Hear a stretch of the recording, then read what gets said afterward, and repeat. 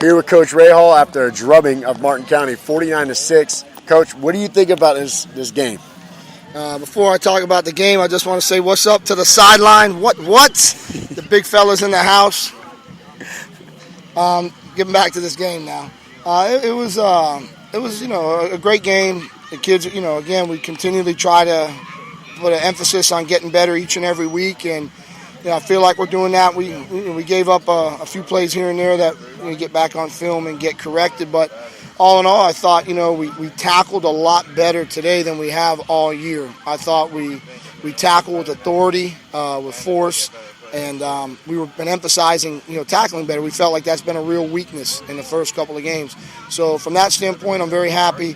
I get a little bit greedy now and then. I was kind of hoping for that goose egg, but we got a lot of guys, some reps. We kind of aided that last drive with a few penalties, which is frustrating. Face mask, we jumped off sides, pass interference, but it's a lot of young guys getting a little bit of an opportunity to play and get their feet wet, so that's always good. That's the kind of game it was. You get a chance to see what you got in the background, see who's behind who in a depth chart. But the biggest thing is you knew you had to replace your corners this year, losing two of the best players probably ever come to Vero Beach. Jay Curtis and Ira Graham are really stepping up.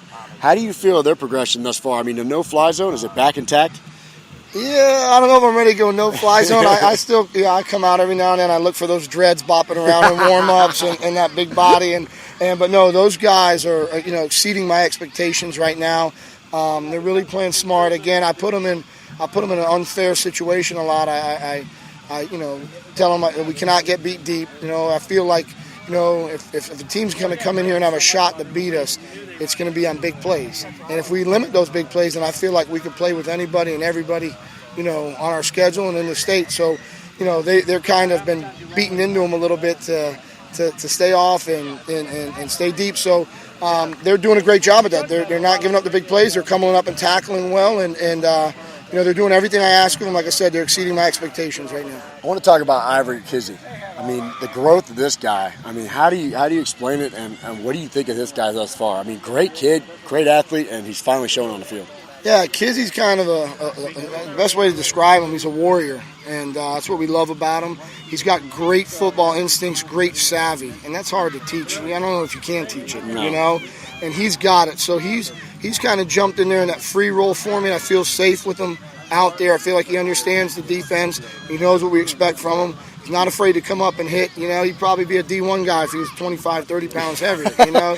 Such a little guy, but he brings it. He brings it back there, and he's smart, and he's just kind of being a rock back there. Him and Starrett at the safety kind of give me a secure feeling, and now the corners are starting to play well, and so I'm starting to feel a lot better than I was, 3 games ago. I'll tell you got to feel pretty good because Martin County came in here running the spread. They were a little touted after a big match against South Fork. You guys held your own. What do we look at right now schedule-wise and to move on forward?